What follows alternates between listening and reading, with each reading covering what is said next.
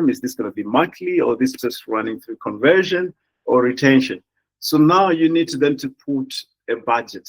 All right. Now, once you put a budget, we're always going to think about the return on investment. All right. So if you put 10 Rand, how many users you would like to get out of that? And how many of those users that you get out of the 10 Rand will actually pay or drive your revenue? So that's when we talk about your margins. Where are your margins? So if you spend 10 Rand to acquire a user, and that user give you 5 Rand in return over 12 months period, therefore you're going to go broke because you're spending more money and receiving less revenue. So that's where we talk about the margins. But let's dive straight into the revenue and return on investment metrics. So the funnel metrics that you could use to track those that are those measures that are important within your campaign activities is to look at the lifetime value. We call it LTV.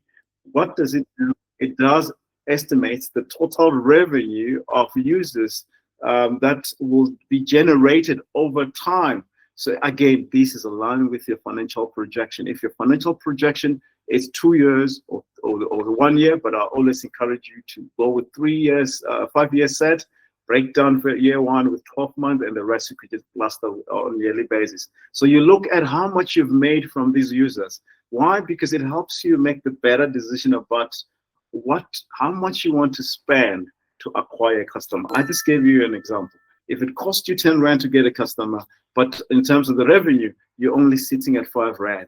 It means you don't have any margins there. You're negative. You will then have to put more money in the business that's not making any money. So the second in return on investment metric, key term to look at it, it's average revenue per user. So you basically do what you do. You take all the users that you have. Let's say you've got 1 million users, and they are spending. Let's make it simple. You've got 10 users, and then you've made 10 Rand in that period. Let's say 6 months or 12 months. It means that for the average revenue you've made per user, it's 1 Rand.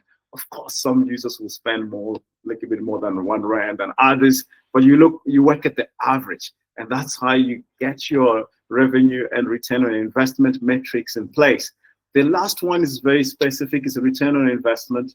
You compare the revenue that you've generated to the cost of acquiring that user.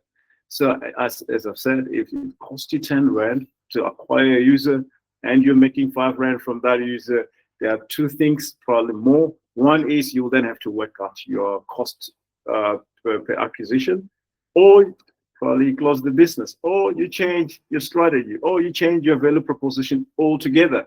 So that data must tell you something that is important, that is useful. So let's look at the activity about launching a new game.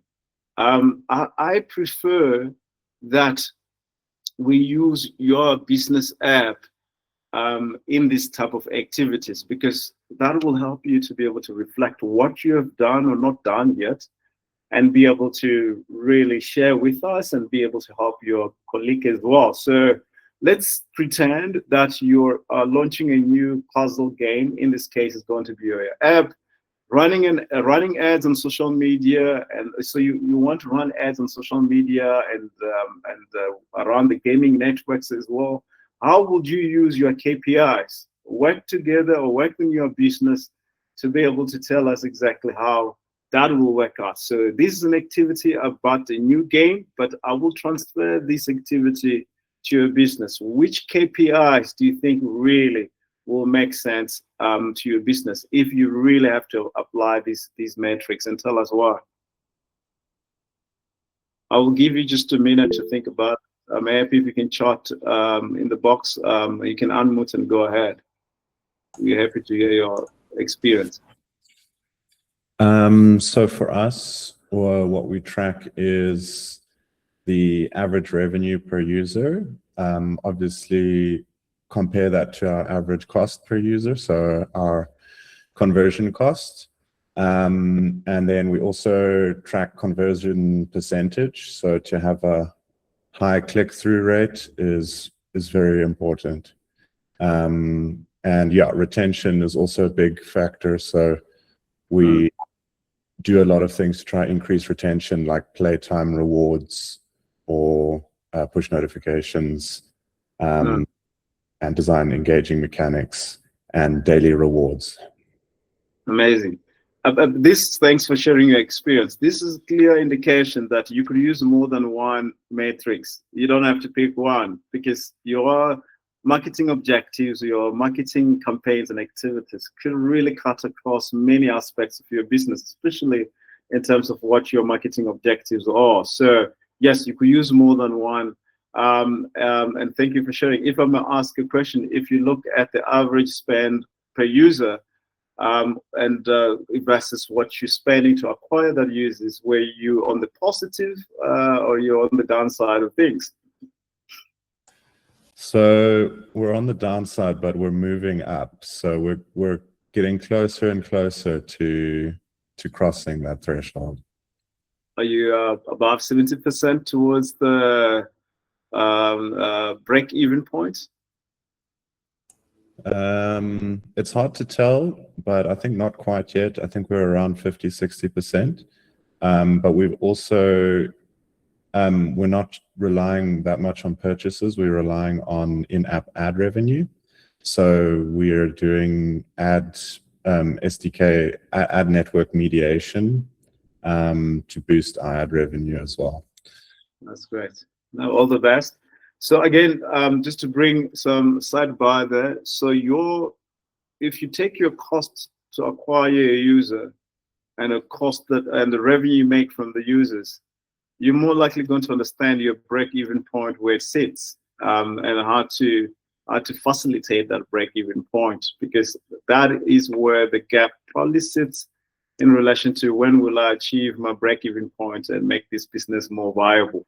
So let's look at 3 metrics that you could consider if you're launching a new game. So you could consider tracking installation and CPI. Why? Because you may notice that installation rate is higher on gaming networks, but CPI is lower on social medias. This could suggest, obviously, that you might need to allocate more budget to social media for cost-effective users acquisition, but you can also probably mean shifting your budget around, where you could go to some of these campaigns that are performing much better than others. So again, this speaks to the monitoring and evaluation of your performance, and that's why we're talking about the KPIs today. Please do not ignore that when you run these activities, not just only in marketing, across every decision or objective that you set up for your business. Draw up KPIs. So another way to look at it is to analyze the click-through rate, which is so important. You might find the ads with bright colors or gameplay videos have higher CTR.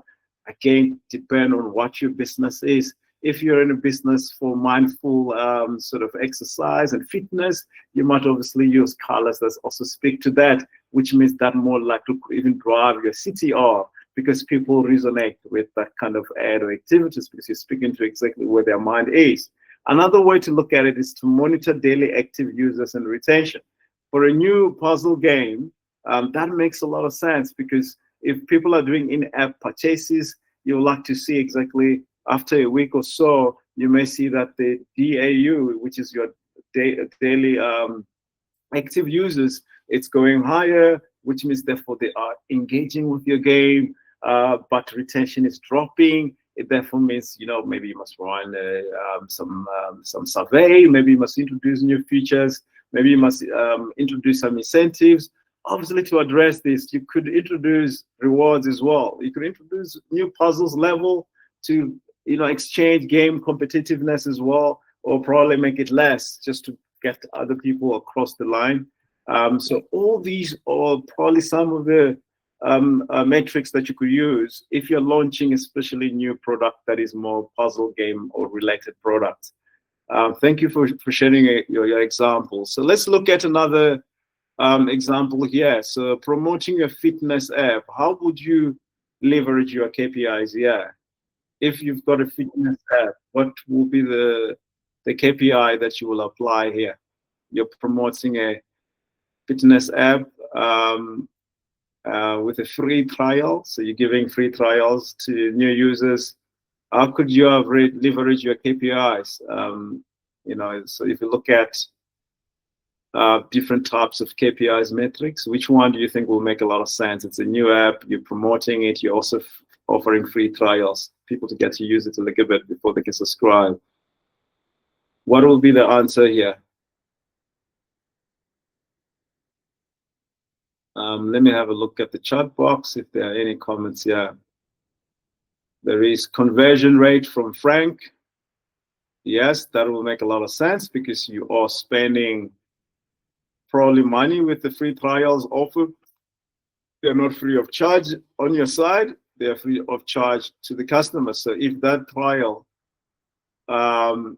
cost you 10 Rand per free trial, so conversion rate becomes important because that also tells you about how much you're spending to acquire that user. You build all of that cost. I think, yeah, you could use more than one. You could use more than one KPIs. I think you could use improved conversion rate. You're right. I think you could use you could do lifetime value. So for those who don't know how to measure lifetime value, what it means is that you might find that the users who connect with friends in the app have a higher lifetime value because they have other people they can talk to, engage with within the app. You could, therefore, in that case, you could introduce a referral program where people bring their friends, their family members, etc. So that, especially for a fitness app, that could really drive your measure lifetime value. Why? Because people tend to exercise and do fitness together. It's really rare to see one person just, that's why people hire personal trainers. It's just training on your own. It's just difficult. Of course, they need to learn the tactics, but if it's a fitness app, I will say definitely measure lifetime value. And there are some of your apps as well where lifetime value could apply because having the family in your app, it increases the chances of them staying there for a very long time because they could even find other things of engaging the app for, which probably wasn't really part of your value proposition. Allow your business to be agile for people to discover some value proposition that you probably haven't seen yet, but they see them through experiencing using your app. Another way probably to look at the KPI here will be around awareness average revenue per user. So what does this mean is that it could be higher.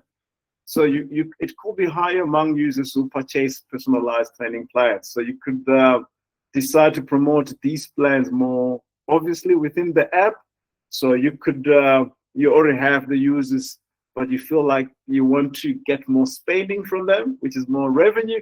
You said, well, if I throw these free trial for this specific unique training, they might also sign it for it. For instance, let's say your app, you have many users that do sort of like a home exercise tips and the videos, and then you then add another sort of dancing class or all other activities that they can do. Then they subscribe. So you're basically expanding your user base to get more revenue, but by offering special incentives while they're still there, so they can expand more in terms of their engagement with your app. So that's an example of the fitness app. We talked about improved conversion rate, measure lifetime value, and assessing average revenue per user.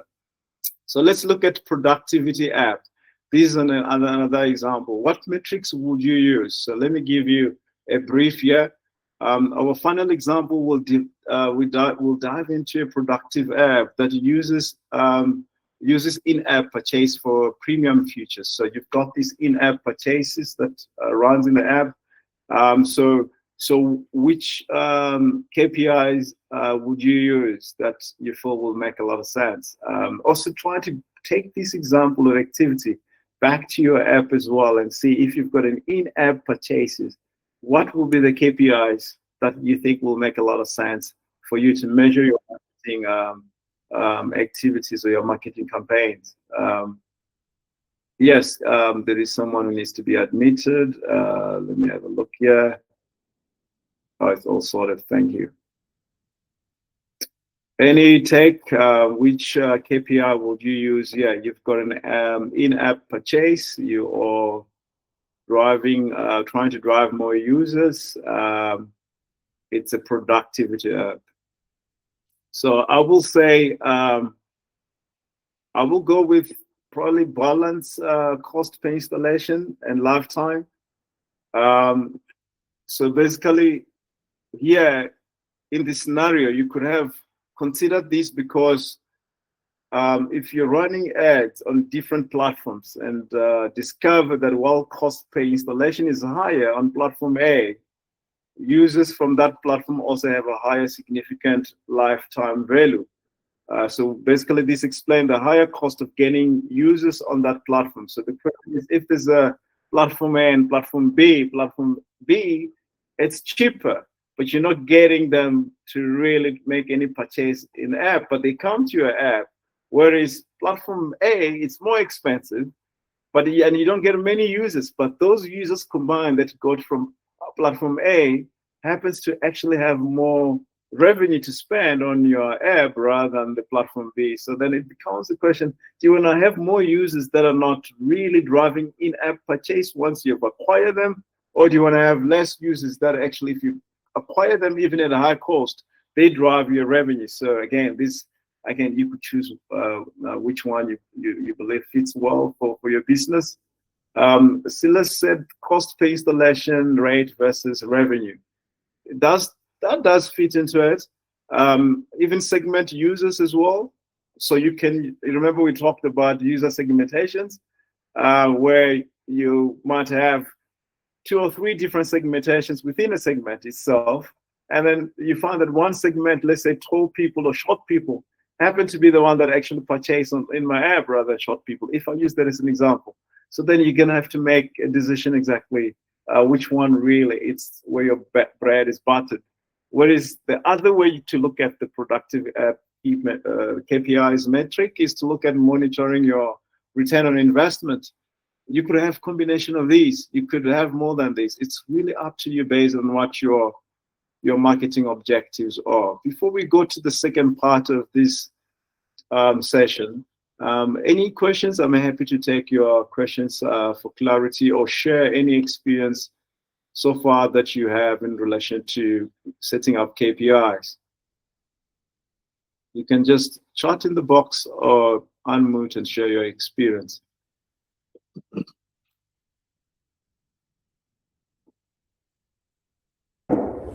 Go ahead. Johan says all good so far, no questions. Great, no worries. Great. So let's move to the next part of this session. So we talked about KPI, how important they are. There is a hand up. Go ahead. There's a hand still here. Hi, everyone. Yeah, Mashuru, I just want to quickly check. When you're doing your tracking, your KPI tracking, how easy is it to differentiate between installs that came organically, like when people just went onto Google and typed the app name, versus installs that came as a result of the ads? Like, how is it to differentiate between the two? That's a very good question. Anyone who has experienced the same, who wants to contribute, how you differentiate between organic and non-organic installation when you do your KPIs? Google Play Console does separate your traffic between ads, referrals, and organic traffic. Great, thank you. So you have to go download Google Console.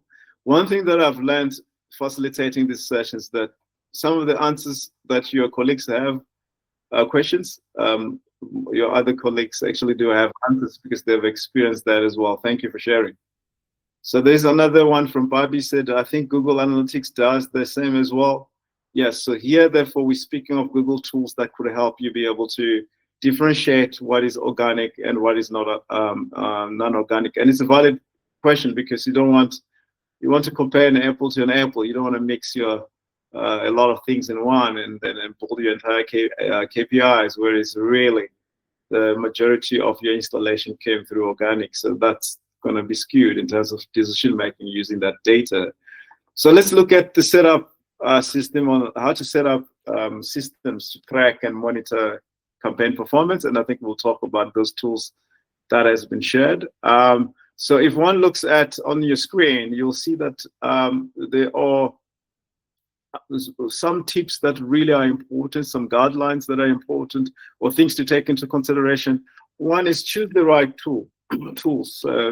Google Controller and Analytics has been shared. There are many other tools you could use.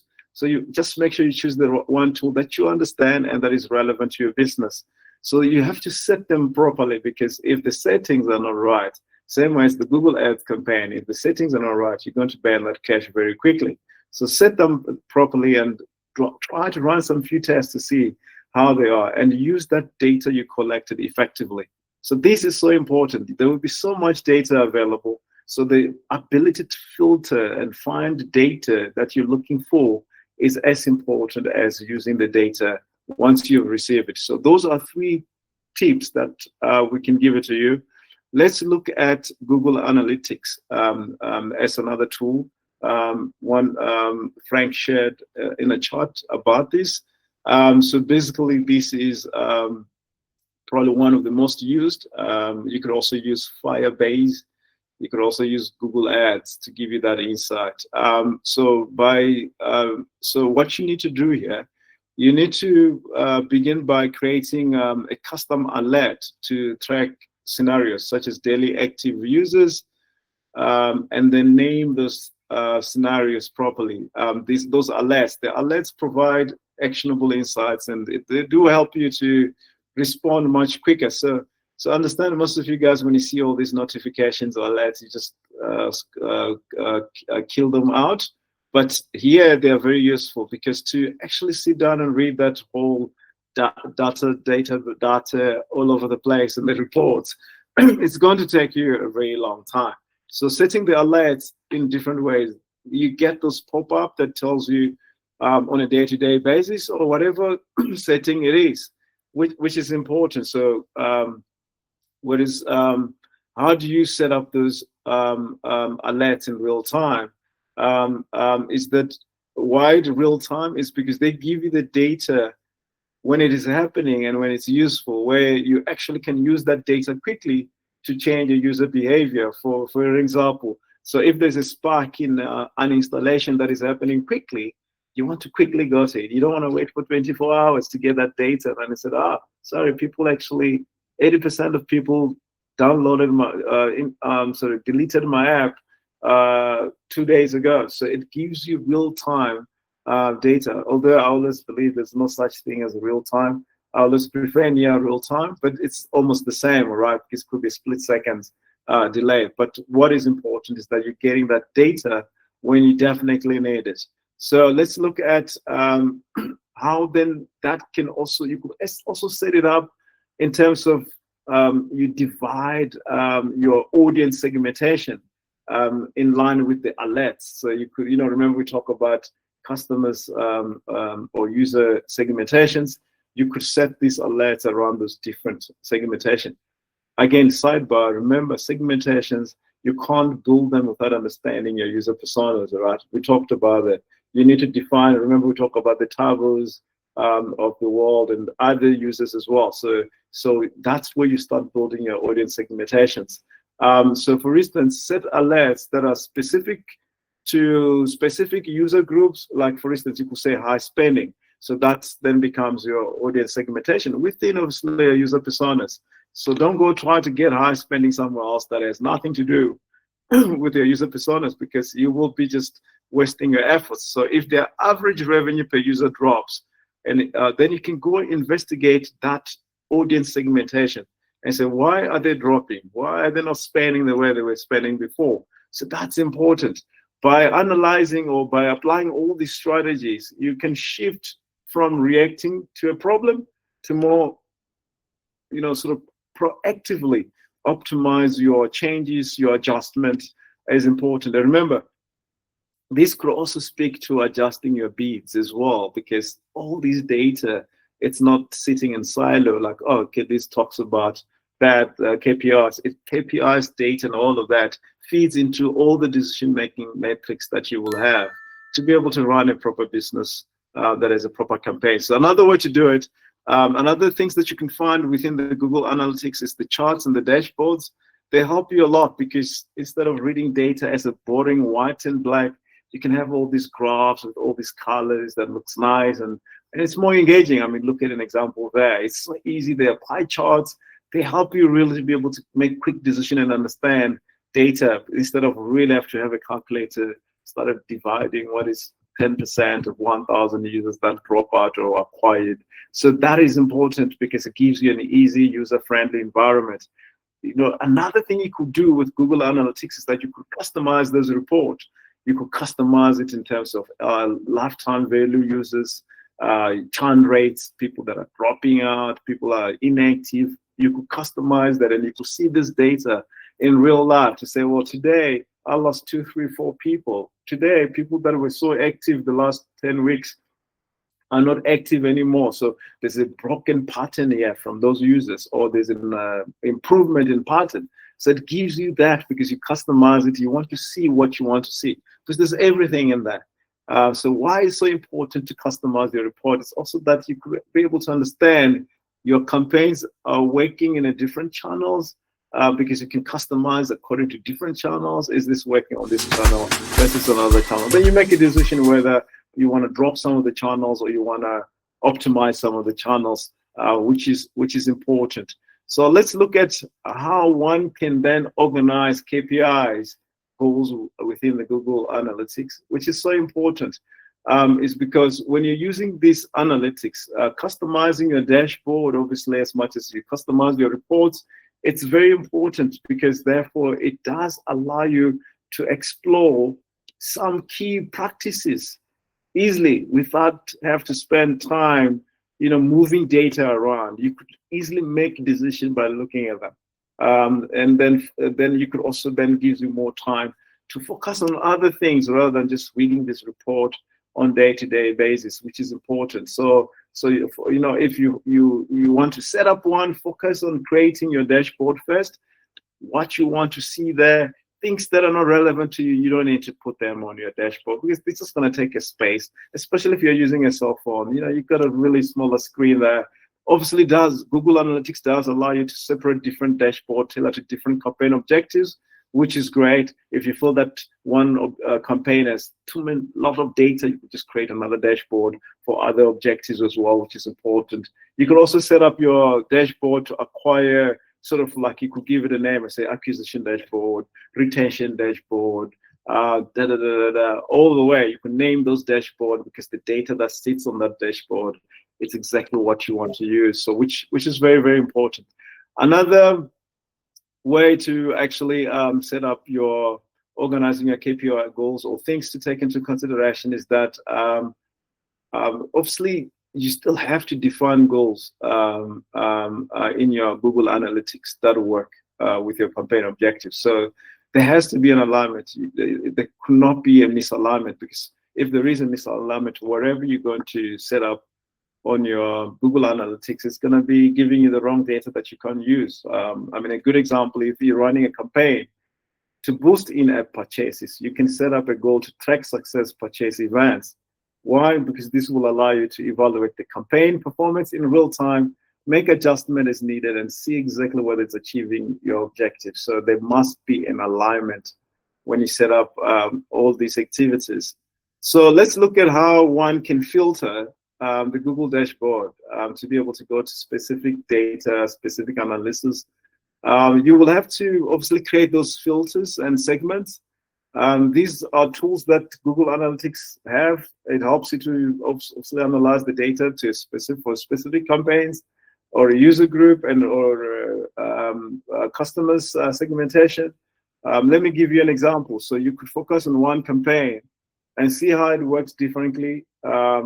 And then in terms of your KPIs, you could also group your audience by demographics and acquisition channels where you want to see which demographic performs better from which channel. We know LinkedIn and TikTok, totally different channels, probably slightly different users there. So this is what it helps you be able to filter channels per user. So the data you get helps you understand, this user that comes from this channel happens to be a good user, spends more money, make more money from them. Therefore, you prioritize those channels instead of just going all out and run, everywhere, throwing things against the wall, hoping that one of it will stick. Let's look at these activities. Obviously, this is a very long session. I mean, as I said, we've got 70 slides. So I will cut this short to 4 minutes exercise. So now that you've been given the basics on how to set up a Google Analytics to optimize tracking, and also to take the next, and also to look at the performance, I will say take 4 minutes and look. If you have already set up an account, have a look at your account, navigate around it, and if you could tell us where you can calculate conversion rates, where you could look at return on investment, where you could look at cost per click. So navigate around that if you've got your Google Analytics. And then if you have any questions, we'll be happy to answer your questions. Anyone who has used the Google Analytics, I would be happy to hear from you. If you can just unmute and share your experiences. Good morning, colleagues. Yes, I did use the Google Analytics. In fact, it's very good, because what it does, it gives you an exact information. As an example, you would know exactly your peak hour in terms of location. So if you are geolocating your app, you're able to see that, okay, in Soweto, there's a number of people who've logged in or is active on this particular point in time. In this particular place, you are able to pinpoint that. So if we're running an app, maybe that has advertisement and all of those things, so it's good to take that data and give it to advertisers so that they can be able to see where and how they can advertise. So I use it even in our current app now. As I'm speaking with you, we do have our own dashboard, but you know, why not use it? Because it's more advanced. It makes your life easy. As long as you have that JSON file linked to your Firebase, it makes your life easy, and then you can pull everything from there. And then also you can also link your dashboard also if you want to, so that you can be able to get those things without going to Firebase and clicking that and that. So you can see how you can pinpoint your API. So I use it. I've been using it for the past 4 or 5 years. It's working for me. Nothing else. Thank you very much, colleagues. Thank you for sharing. So again, Google Analytics, please download it, sign up for it, because if you're running campaigns blindsided, you'll be lucky if you achieve something, but it's going to be more like a lottery. But if you really have an intention to recruit customers that you want in your app businesses, you have to use Google Analytics, especially if you're going to be running Google Ads campaign or setting up your web optimization. It is important. Navigate around it, and you know, before you put a campaign out, navigate the Google Analytics, look at the tabs, you know, look at how you're going to set it up. It does give you guidelines, same way as setting up the Google Ads campaign, which is important because it's designed to be used by anybody. You don't need to be a technician or a software engineer to use Google Analytics or set up all those alerts. It's the same way social media, where you post a photo and then you tag it, you tag other people. That's exactly the same. There's no difference. So let's go to Firebase customers alerts. So we dealt with Google Analytics as one of the tools that helps you to track all these movement around your campaigns. Now let's go to customize the alerts. It's also important. It's the same as Google. It does have sort of a set of performance thresholds.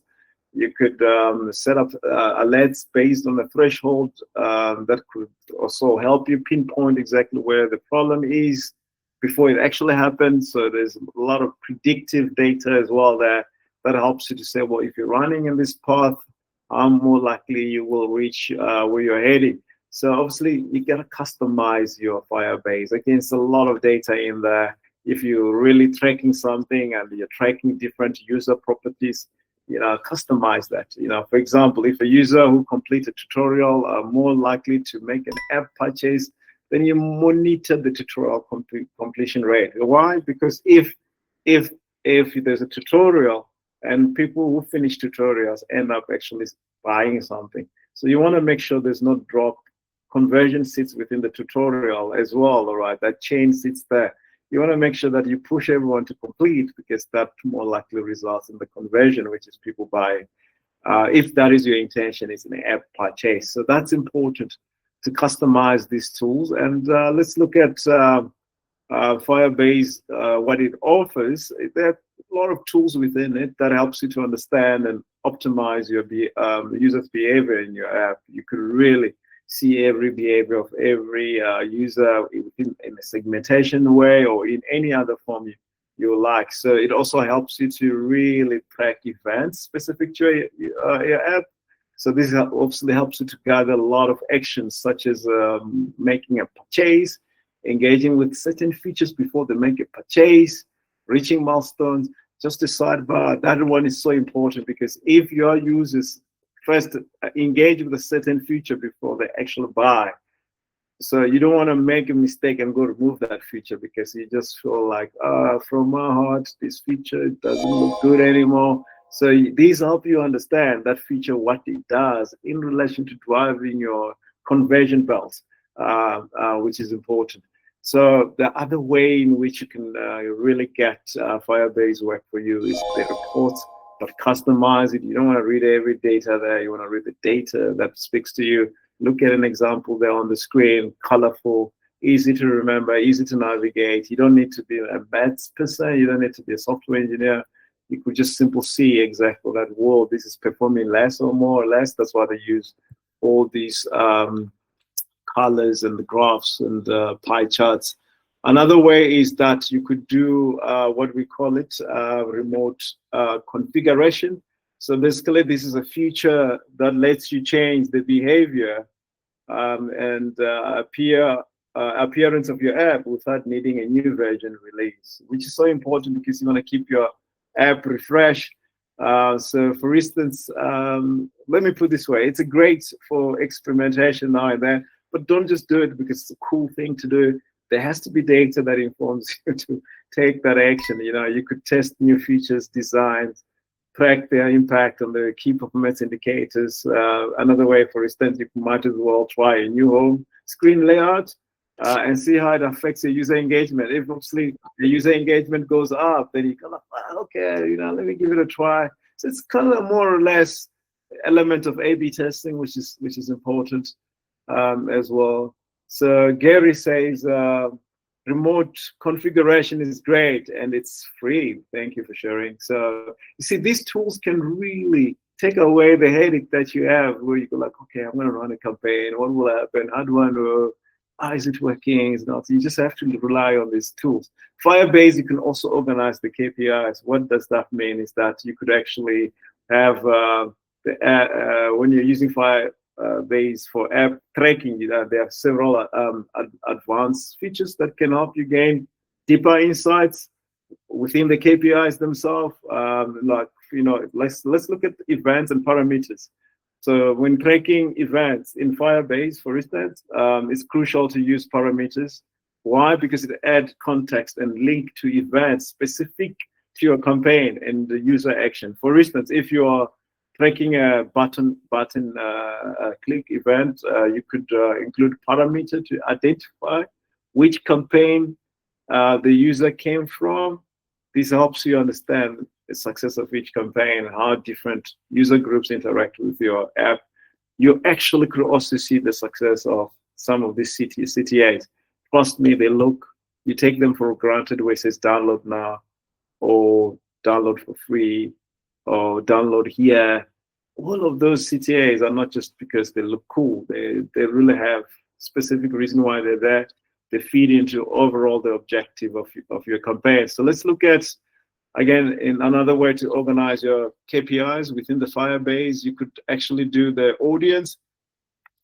Why? Because Firebase allows you to create audience based on the user behavior within its platform, where it says, okay, the users that, in terms of this data, these are the users that happen to do this. You organize them in one place. These users tend to go to this feature before they purchase. You organize in one within. So it helps you to really cluster all this data in and attach them to real human that actually is making all those decisions within your app. And that's really cool. Another way is you could almost do predictions. And that's important if you're running a business. You want to see historic and current and predictions as well, especially in the age of AI. You almost want to see things happen before they happen. So that's important. It does help you do the predictions. With this prediction, you can just engage proactively with the users at risk of the user at risk of churning, or target those likely to buy, because you almost can predict what their action is going to be. They might fall off, they might buy. Then you design something quickly before they actually happen, and that's when you then catch them quickly and they feel more relevant and important. So another way is that obviously there are many ways in which you could do with Firebase. We just can't cover all of these here.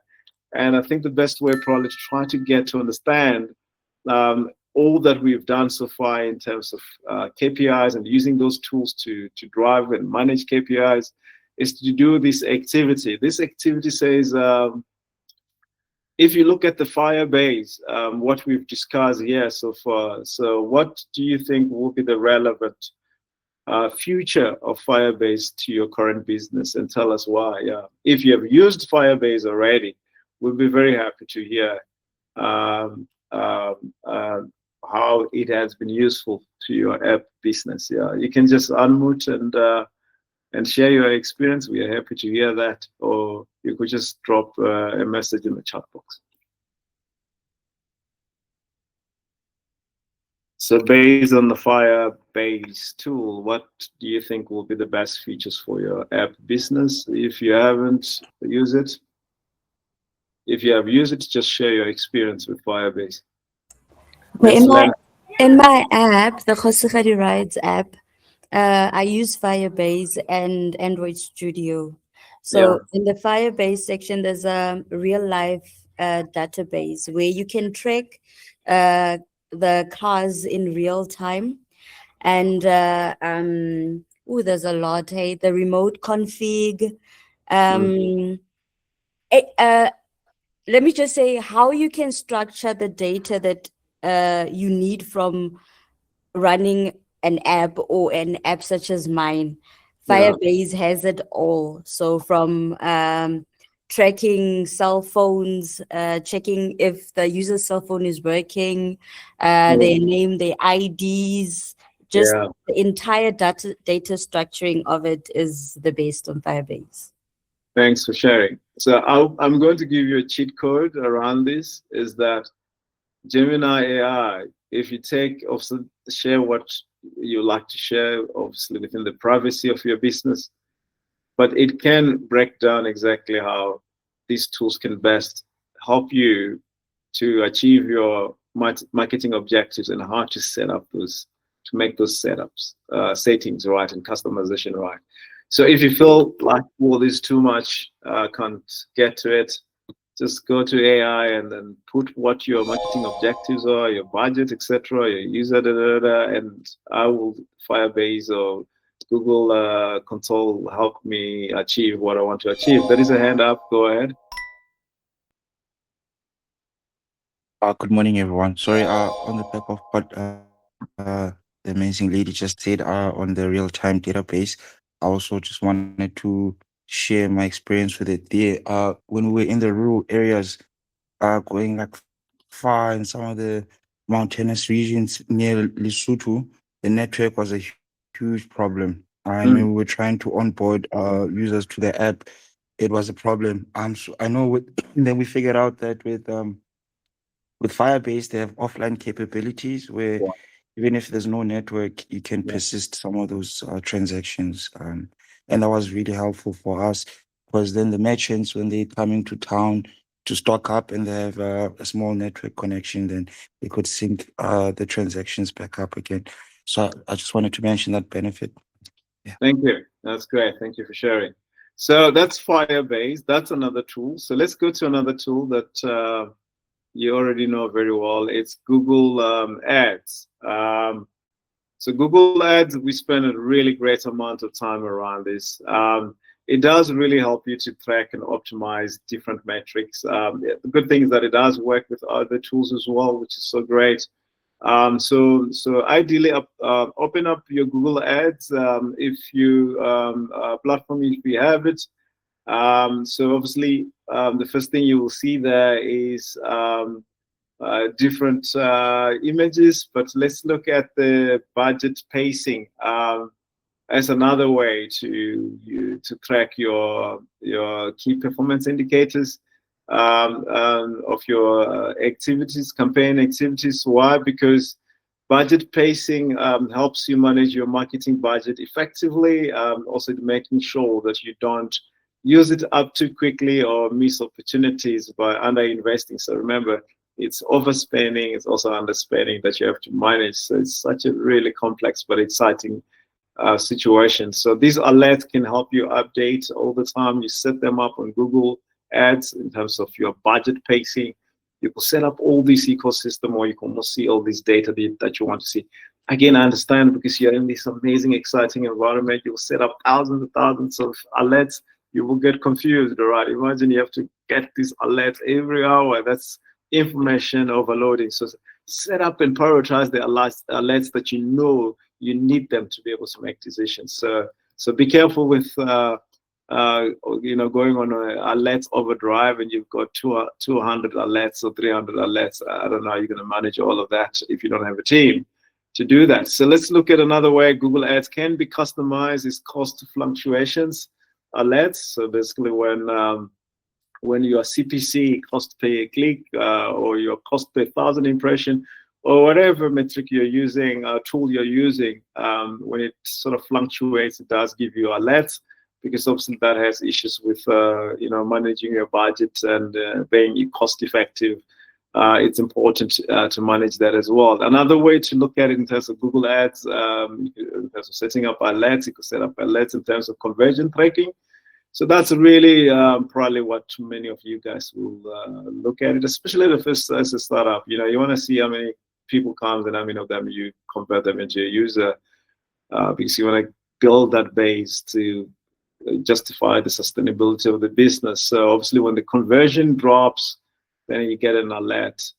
So you can more likely then go look at the data to see what could be the cost of the conversion dropping. It could be simple things such as probably one of your assets in your Google campaign, it's broken. When people want to click to go to CTA, it's not reacting. So, this things really does help a lot to have these alerts. Another way, obviously, customizing your reports. That's always a way to go. I just can't see you reading a report that is produced by Google Ads all over the place. You will spend years and years reading that data. I mean, that's a whole world on its own, all right? So you need to customize your reports to only read what you want to see. That's important there. Let's look at how to customize some of these reports. You could look at attribution model. So basically, attribution model is that it helps you track your users interact with your ads before converting. And that's the really backbone of conversion, is to understand how many people come to the gate and how many people open the gate and go inside, and how many of them make a U-turn and how many of them camp at the gate. So it does help you be able to really use the attribution model, which is important. Obviously, you can also customize your reports around your auction insight. Why this is important is because these reports, they show you the ad's performance compared to your competitors in the same action. This is important, especially if you want to spy on your competitors, are they performing. So Google Ads does help you doing that, especially if you use action insights. These reports, they provide valuable information about your competitors' position, as well as obviously highlights the areas where you can improve, such as adjusting your bidding strategies. We could be probably looking at improving your ad creatives, probably changing colors. Smaller things really matters, especially when you're in the web space. So there is an example here where you could organize your KPIs, because there's just a lot of tools to look at it, but Google does allow you to have Google Ads account there, campaign 1. You could see that in campaign 2. You have more like putting together campaign structure. So now you know where data is coming from, how to use it. That will help you a lot as well. So you could actually build the structure, campaign structure, from brand awareness for app installation or even app purchase. So this will help you tailor your ads targeting as well. Make sure that your bidding strategy is spot on, all right? You don't want to spend money on a wrong bidding strategy. So let's look at another way in which you could organize your Google, your marketing campaigns. So you could look at conversion action as well in your Google Ads. So this basically helps you, for instance, if your goal is app signups, so tracking successful registration as a conversion. This helps you measure success, whether there's a need to adjust the strategies accordingly. So again, that's another nice way to customize your Google ads. Let's look at another way of let's look at another way of KPIs, so how to customize these different tools within your KPIs. You could use custom columns in reports as well to focus on the KPIs that matters the most. If your installation is the KPI you're looking for, then you might probably track cost per installation and conversion rates. You then really look at the two working together, whether they are synergy there. So that's important because this will help you assess the performance, whether there's a need for optimizing your campaign, whether from the conversion rate or from the installation. Depends on what your objectives are. So let's just spend a bit of a time discussing this in your business. So what we want to do here is to go through 3 platforms that you believe will offer you a wealth of data insight to help you make the right decisions.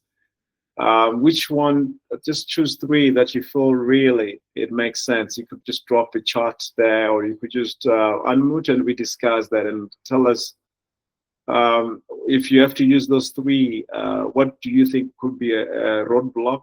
And also tell us how would you overcome such roadblock. If you can spend about 2 minutes discussing this, it will be appreciated. Let me have a look if there's any messages in the charts. So my daughter said that I've been for Umlimi, I have been exploring Cloud Firestore for offline capabilities data, Firebase Cloud messaging for weather crop alerts as an example. Wow, that's interesting. Yeah, because you're within. That's correct. You're within the farming space, all right? Yeah, that makes a lot of sense. Fedcook, go ahead.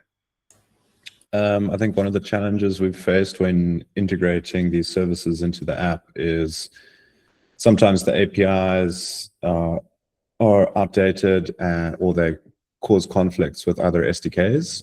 Also initialization, it's important to sequence initialization so that we reduce cold starts. So from the technical implementation side, we've found challenges, but we've overcome them. That's true. And would you suggest that probably the best way, especially for a startup, is obviously if you pick these 3 tools, but the manner in which you customize it, you look at really start smaller, set up alerts that really matter to you, because when you're there, you could create thousands of these alerts, as I said. Do you think that probably starting smaller, once you've built the stability of those tools, you then start exploring further or some of the data, what you could do with it? Yes, I'd also recommend looking at logging events manually within your app. So there's data that these SDKs don't pick up automatically, like your user behavior, what items the user is clicking on in your app. And that can be used to give more signals to the ads bidding. Yeah, thank you for sharing. I appreciate it. Great. So I'm sure you know which tools you're going to use, I will say this again, please explore those tools. Users, yes, there will be organic downloads, don't get me wrong, but I still do believe, running proper campaign is everything for a business. You can't depend on people's finally find you for some way, somehow. You want to be out there and compete. If lucky will be on your side in terms of the organic, let it be. But hey, what we learned when we grow up is that the more you do something, the more you practice, the luckier you get. So you can't just say, oh, I'm just going to throw the ad and see what happens. You need to track the performance of that. So again, this takes us to the next session, which is the last session, and we're still really nice on time. If we can try to get this out, because this is really about looking at different data that you could use to improve the performance. Now you've run all these activities, and now you've got this data. That's what we're talking about now. What do you do with it? It's a lot of data. So then here, let's look at responding to data. So now you've got these KPIs, and now you've got data. You need to use it because now you've got valuable insights into your campaign audience or your creatives as well. Remember, creatives could be a logo, could be a video, maybe it's not the best, needs to be changed, all that A/B testing that we dealt with already, all of that feeds into it. Let's look at how to analyze trends and patterns. It is important.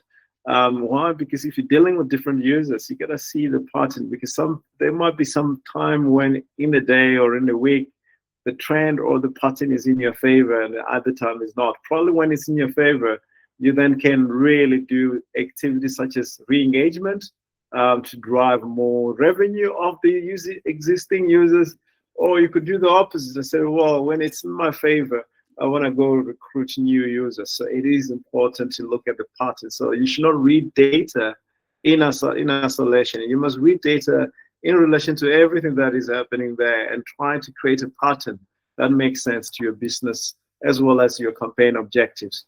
Obviously, when you analyze those patterns, you gotta look at segmenting your data. First of all, because there's so much data there, give it a name.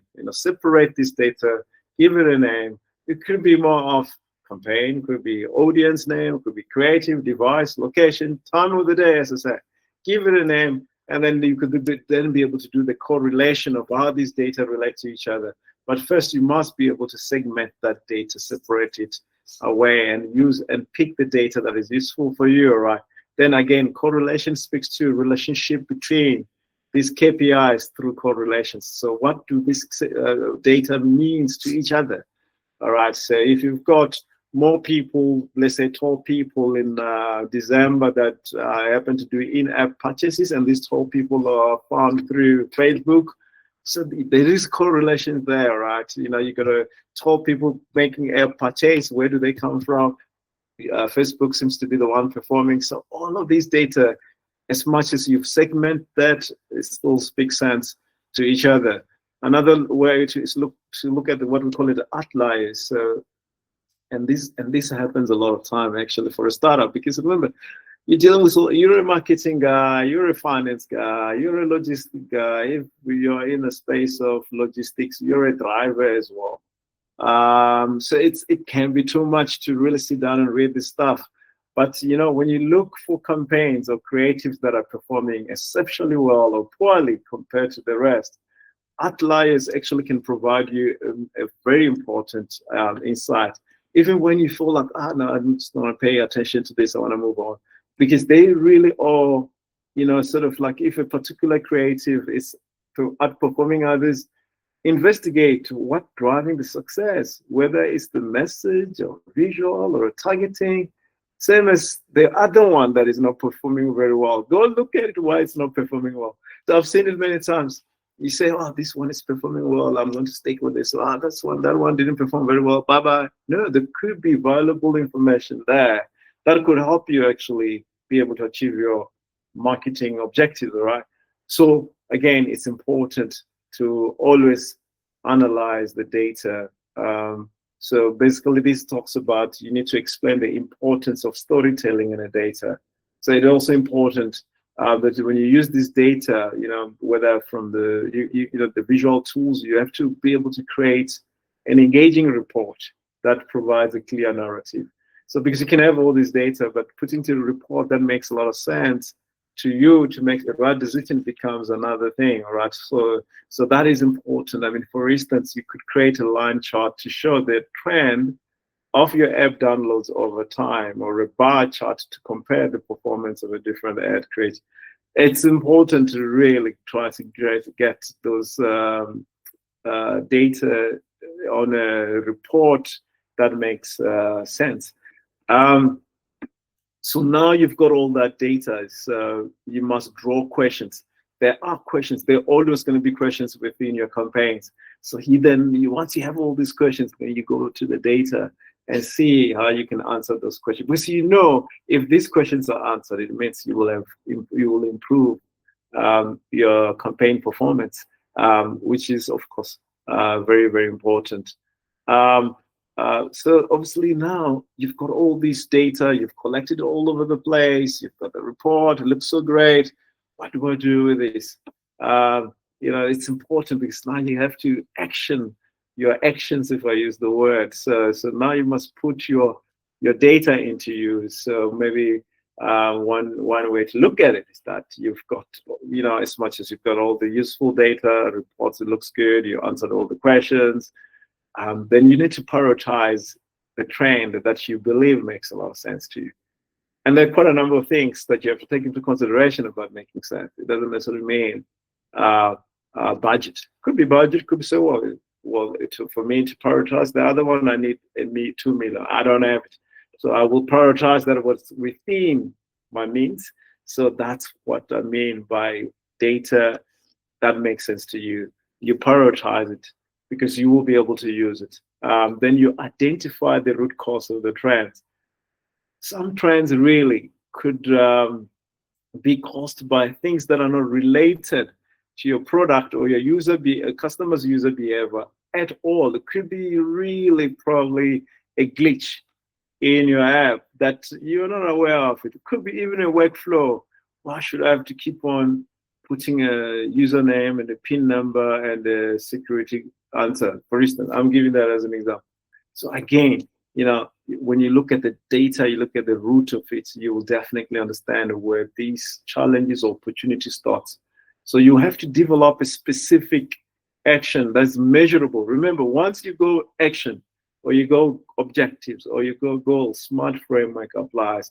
It must be specific, it must be measurable, it must be achievable, it must be realistic, and it must be time bound. So in other words, it should be measurable. It should not be forever.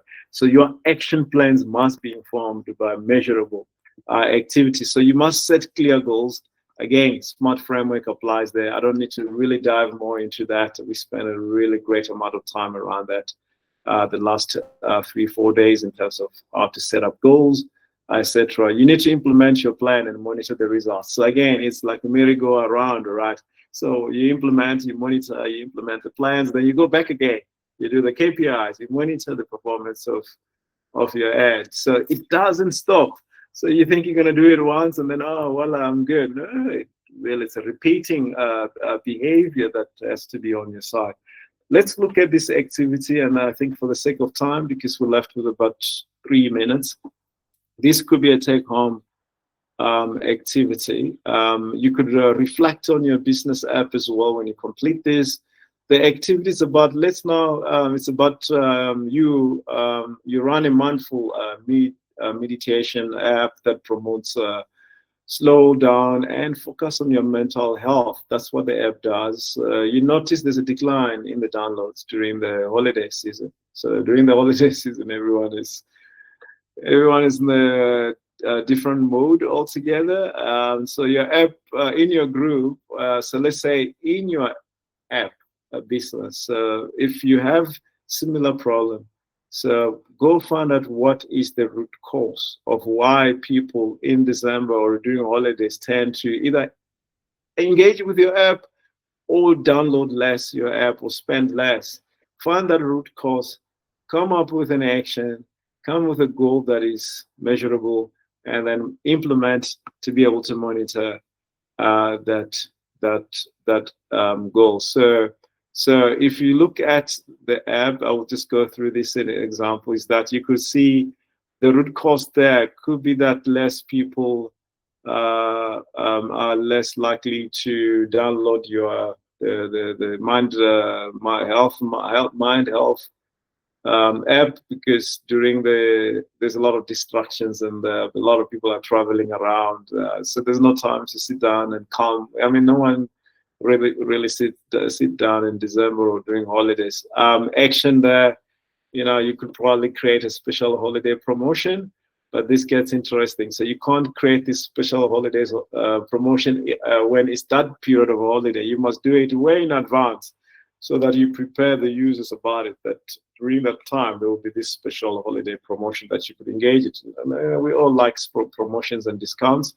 Then you set up a goal to say, well, with this promotion, it's going to run for 6 months before the holidays, and I want to see 20% during the holidays in terms of increase on downloads. And then you monitor that by applying all the KPIs that you have, all right? So yeah, so I just want to finish this session really by speaking about the feedback loops. And I think in the beginning of this week, I talked about feedback. It's just free of charge. Some companies pay a lot of money actually to get feedback. So feedback, what you're seeing there, it's basically a data-driven optimization feedback. So first, you review your KPIs. It's very, very important. Then next, you then run automated reports. Try to get as automation as possible, especially in this world, a day in age, doing things manually and collecting emails all over the place. It's going to be a struggle. So automate most of your stuff. Google Ads, Google Analytics, as we said, does help you to do all of that. So once you obviously automated the reports, you can then run A/B testing to see whether there's a different variation of your ads and land pages or user flow is essential in finding the best performance version of your app business. You can look at all of that. But at the end of the day, you will then have to stay informed because always the feedback loop is important, especially in the digital marketing landscape. You almost can't avoid having that data in terms of how you're performing, especially when it's available free of charge. So obviously you continuously review your KPIs by doing the same cycle all over again. Each time when you have a marketing campaign, to make sure that everything is fine. So let's look at an example of a fitness app here. So I'll go through it. So if you've got a fitness app, how could GymBuddy use a feedback loop to optimize user retention? I mean, you could look at, first of all, you analyze data, to see if there's any decline or in the retention rate. You could then check which KPI seems to be or will be relevant to be able to look at that. Once this is recognized, then the next step is to interpret that data. You then segment it and say, well, probably GymBuddy people in Johannesburg or Cape Town are not really that much interested, or during winter, people tend to not probably go to the gym because they hibernate. They all go they remove themselves from the outdoor activities. You then can take actions and say, well, based on these insights, you could say, well, let's redesign the app during winter period and make it more warmer, or let's include more activities during winter period that is home-based rather than outdoor. You could do a lot of these other activities as well, just to really, again, that speaks to take action. You could then look at, monitoring whether your actions are improving the results of people not engaging with GymBuddy in winter. And then again, you monitor that. And then again, the same thing happens all the time. When you see a campaign, when you put a campaign and it's not performing very well, you do exactly the same as you've done before, getting the feedback, analyzing it, putting action in place, and monitoring that. that action. So we've got another activity here, which is just probably the last activity, but again, because of the sake of time, let's look at in terms of your app, do you have any feedback loops? If you could just unmute and share with us, and how are you using that data that you're receiving from the customers? Any feedback loop that is built on your app, what is it? Where do we find it? Go ahead. So after the player has played for an amount of time, we send a pop-up that asks the player if they're enjoying the game. If they say no, then we send them to a survey online. And if they say yes, then we send them to review the app on the Play Store. That's great. Thanks for sharing. So you must have a feedback loop on across your entire website and or the app as well, because that's the data that will help you understand the people, to understand the preferences or experiences or preferences of people before they become your customers, or experiences of your customers already in your app business. So you could build feedback loops within and also externally. So here, the example here was that they will look at, so there's an example that's supposed to be done as an activity about the recycling of the Cash app. So just because of the sake of time, let's go over it. This app, it's about collecting data. They're collecting data from different regions, Gauteng, Western Cape, as well as just 2 provinces, and they look at how many page impressions, how many clicks, and all that data helps them to be able to make decisions.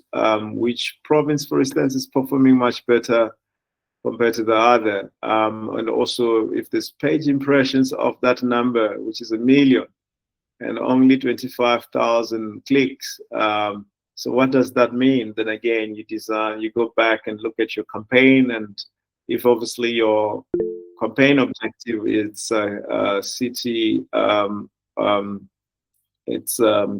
installation, then you will then see where that fits. Yeah, I think there's a hand up. Go ahead. Yeah, Mashuru, I just want to ask, let's say your objective is downloads, not necessarily impressions. So in your Google Ads, what happens? How is it recorded? If someone on Google search clicks on download app, goes to the Play Store, but doesn't download the app once they get to the Play Store, how would that be recorded? Is it an impression, or is it like I'm just trying to wrap my hand around an incomplete transaction, if I can put it that way? Yeah, you just answered the question. You said it's an incomplete transaction, but I'm happy to hear what other people have experienced and how they understand it. Let's learn from each other. Anyone who has experienced that, where someone go on the Google Ads campaign, click download, but when they're routed to the App Store, they end up not completing that action. Is that what you're saying, right? Will that count as if the campaign objective is download? Will that count as page impression? So that's why your campaign has to be specific, remember. So if your campaign objective is downloads and that process does take place, there's no conversion of that download. So basically it didn't happen because you didn't gain a new installation. Yeah. Mashudu, if I can also just say, if I understand Muzi's question correctly, it also boils down to you doing a little, and I don't know if there's a way we can automate this, but a little bit of a manual comparison, because remember we covered creating actions yesterday on campaign, when we create campaigns. So if an action is that a user lands on your ad and they click the action, which is to download, and then they are directed to the App Store, right? So Google Ad might register it as a conversion because the action took place. The user did click to download and they did make the journey to the App Store. However, on the App Store, they then bounced off.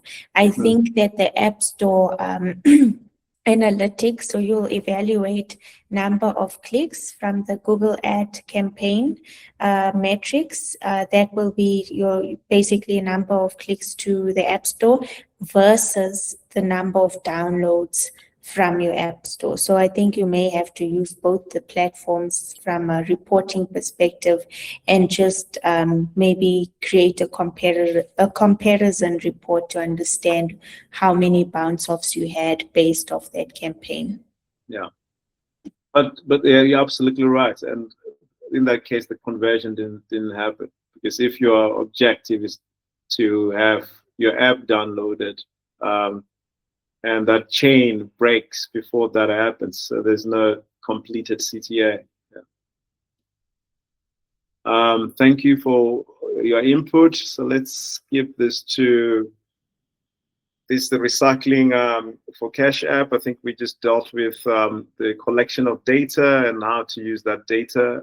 So this is still speaking to that. That's the user data, how to analyze that data together. And just to bring this closer to an end, again, it's different groups of KPIs used there. So data used, and that's based on the discussions we have. I think, again, just to summarize this, data collection is important. Use different tools, including obviously feedback loops from the customers, as well as all tools such as Google Ads, etc. So we actually have, if one looks at the example in terms of analyzing and actionable insights, so always have observation is important. Rationale why that data you want to use the way it is important. And you must look at actionable recommendations as well. So you might have 2 or 3 different actionables, but look at which one really matters for you, and support that with reasons. So this brings us to an end of a very long session, 70 slides, and you did very well by continuously engaging this long. So we covered how to identify KPIs, indicators that are relevant to your marketing app marketing strategy. We looked at how to set up this system to track and monitor the campaign performance. And we look finally at how to analyze and interpret data to be able to make the right decision, which is continuously performing. So the next step, it's about us taking, if you could please give us feedback using that code. And the next step is for us to take, let me have a look at the time here. We're supposed to be back at, or have a break at 11:15, and now we just over by 10 minutes. So if we could be back here at, what time do you suggest? 11:35? Yeah, I think 11:35 is good so that we stick to time. Yeah, let's do 11:35. All right, 11:35 we'll be back. Thanks.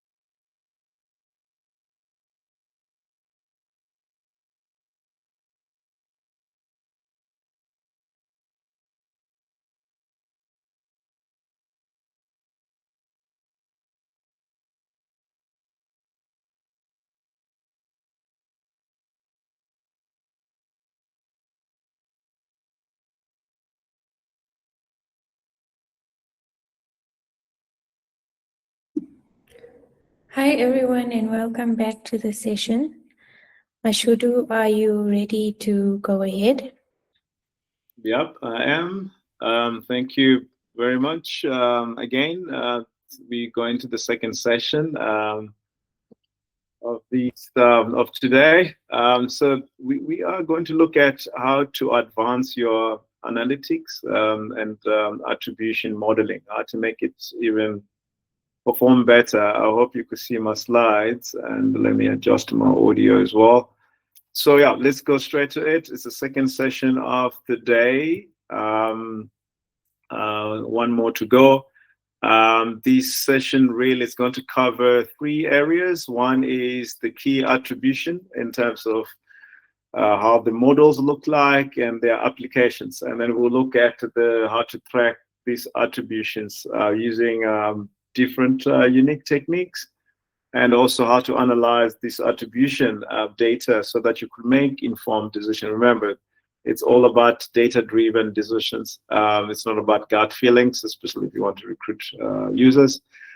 Let's dive straight to it, which is on how to understand key attribution models and their applications. The importance of that is, first of all, let's deal with what are analytics. So we have been talking a lot about Google Analytics. Yes, the data is there. Let's dive into that. So let's go to GA4. So Google Analytics 4, basically it's like your app, personal detective. So it really gives you insights on how people are finding you and using your app. So you can see there the colorful graphs.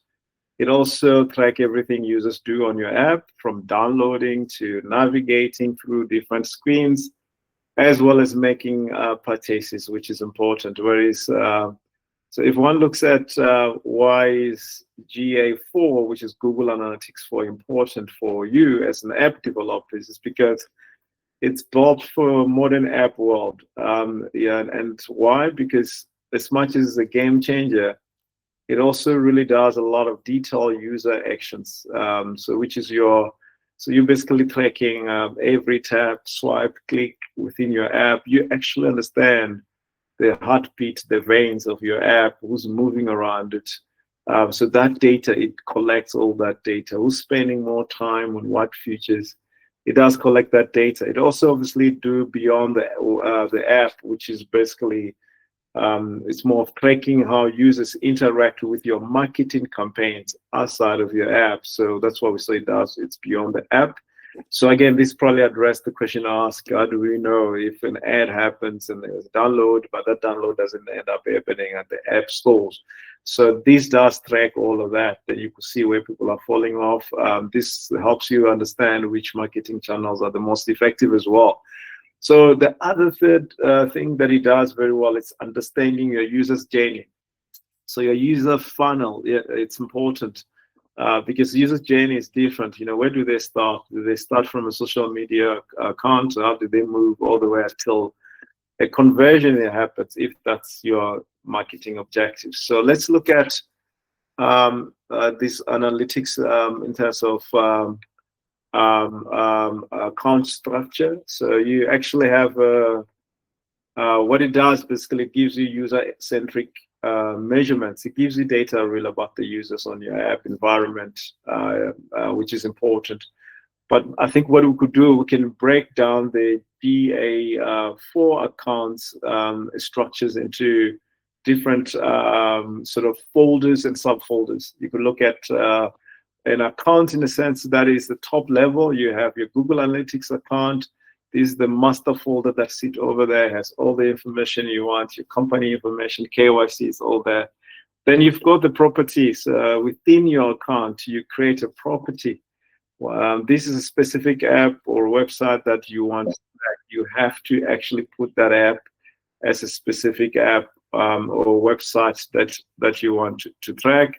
Then you've got, once you've got property set up, then it's important because if you set it up right, then it will track the right app. If you've got multiple apps, just make sure that you are actually tracking the app that is linked to your Google Ads campaign, all right? So What exactly is a GA4 property? The one on the right, it's basically a dedicated container for all the data relating to specific app or websites. It's where GA4 stores and organizes all the information collected from your app data streams, everything that is happening in your app.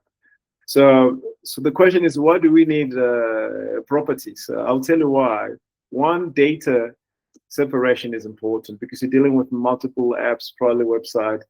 So you need to be able to separate this data to exactly link to each of these campaigns that you're running. So for me, that's crucial because why? Because it gives you a report that it's accurate to that specific app or website. Whereas the configuration is another reason why you need property. Why? Because it does help you to set up settings of your own. This allows you to tailor data according to your needs based on that campaign, based on your business objectives. So obviously analyzing things becomes easier when you have a property because you've got almost all the source of data connected to there. So reports, analysis, you all that have to do just to select the data that you want to work with based on your settings, all right? So these are stuff that happens around Google Analytics in terms of GA4. So if you've got your account, so if you've got your analytics in terms of, so you could look at data separation, you could look at tailored data collection, you could look at analyzing data specific property, which is important. So how do you set up this GA4 property? You can see there on the screen. So you need to go to the platform. You need to choose the right account. So that involves you in terms of setting up your account. You need to set up a wizard on GA4 to help you set up your first property. So let me take you through the steps here. So you need to choose the right account.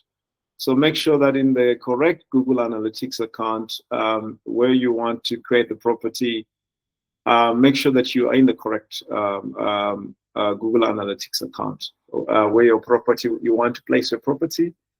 It's important to name it correctly or clearly. So because this will give the right description, easy to find. You could, for instance, you could say my awesome fitness app. So you can easily identify it and differentiate it with other properties because you can create as many as you want. Let's look at data streams. So obviously now within each property, you could actually set up different data streams.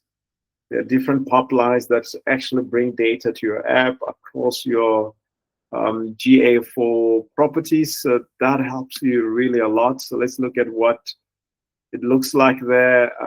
So you've got your company name there under account.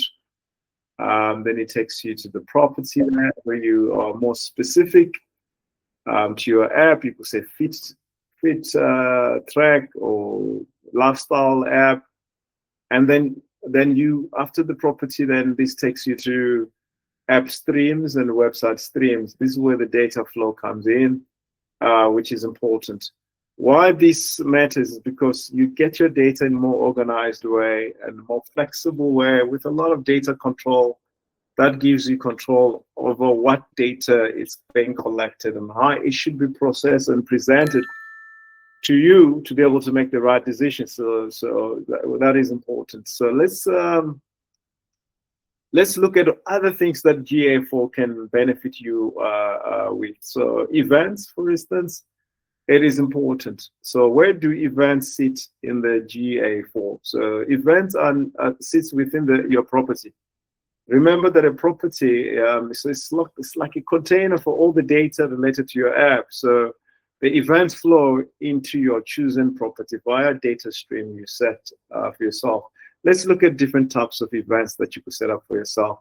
You could set up an event that is automatically collected events. These are the easiest GA4 track that tracks these events easily. By default, you don't need to really go extra mile to set up these.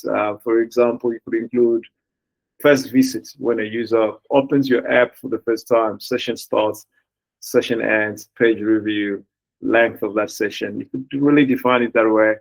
You could, why these type of events are also important, because they enhance measurements of the event.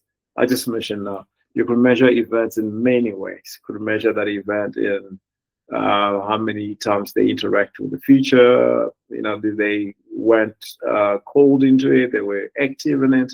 You could all set that up. This is important, as long as it's important for your marketing objectives. You could also do recommendation. Why this is important? Because the types of events is recommendation events. These are events the Google suggests you track based on your app categories or industry. These events are really happening all over the place. You just want them to influence your user behavior towards your app or inside your app. You could do custom events where this gives you basically a flexibility where you can define the event name and parameter to track action unique to your app. So this could be, I want to see how long does it take people to log into my app. That's an event. If they take longer, then does it affect app engagement, etc., etc. So obviously it's important that you track those events. I will suggest that you run an automatic enhanced measure events in terms of tracking them, because they do heavy lifting. If you have to do it on your own, you're really going to get lost there. For recommended, obviously customized event, you will need to implement some code in your app to send the event data to GA4. So there is a bit of coding required there as well, because you also have to define event parameters as well. So for example, you could also look at, with a purchase event, you might include parameters like item name, price, currency. These obviously data allows you to analyze purchase in depth, or just say, oh, there was a purchase. What, you need to unpack that purchase and be able to look at all the data that comes with it. So that's important. Let's look at what are users' properties, since we're talking about them. These are basically attributes that you assign to your users to provide context and deeper understanding of all their actions. They are like labels that you describe characters of users. To say, you could say, let's say this one are the tall one, these are the short one within your app environment. So those are that's what user properties are all about. You could use demographics if you want. You could say gender, location, Soweto, Mpumalanga, Mahikeng. It's up to you, all right? Stellenbosch. You could also look at using these user properties. You could define them by behavior, as I said. The one that punches once a month or twice a week. That's a behavior that you could use, all right? Then when you run your either free bees and discounts, which of these user properties are you going to prioritize? It goes also even by technology device. Are they using iPhone or they're using Android?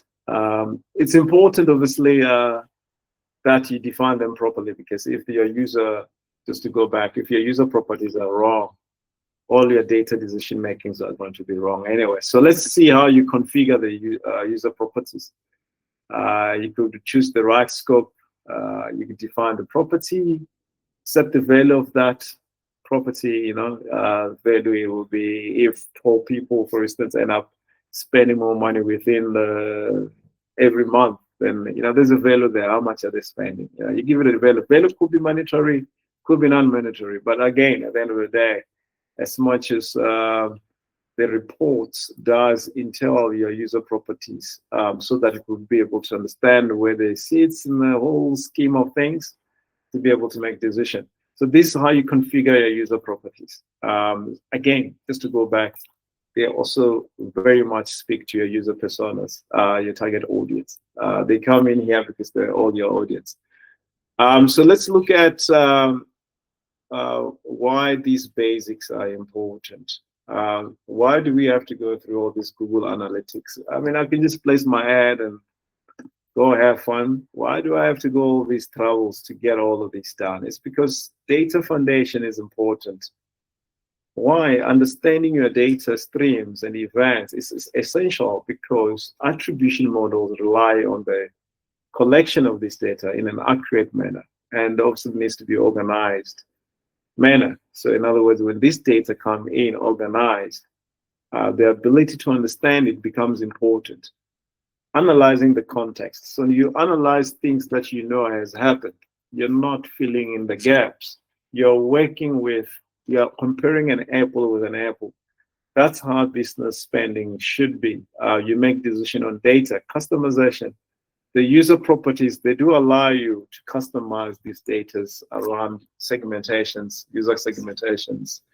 We did mention some of the things in which you could define their demographics, set location, etc. You could actually customize it the way you see them fit, depending on exactly on what you want to achieve. So I've got a knowledge check here, which is a quiz. Let me know if it does work. So let's run the quiz. Is there anything on your screen? Can you see the barcode? No. No, it says insufficient access. Really? It's been doing this. I will just ask you a question and you just drop me in the chat box. So what is the primary purpose of data stream in GA4, which is Google Analytics 4? What is the primary purpose of data stream? Sorry, yeah, you're not going to, there's no multiple questions, multiple answers here. You just have to remember what we were talking about. Yeah, let's hear. To get more custom data, a high volume of data that you can use for attribution. Okay. We Yeah. have a comment from Frank. He says track events. Track events. Thank you for your contribution. Let's, so what is, which of the following, okay, I'm not going to ask that because you need to see those multiple questions there. So I will work with the one that you guys have answered now.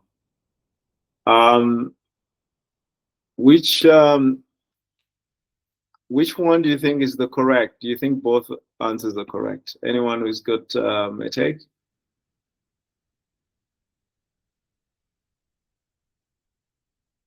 Sorry, Mashuri, we only see the question, not the options here. Ah, sorry.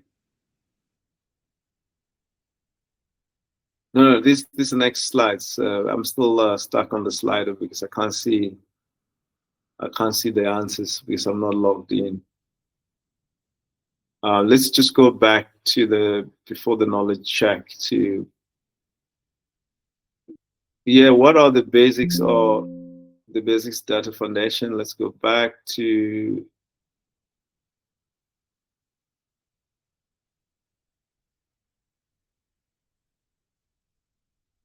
okay, my slider has messed up my slides. Just give me a sec.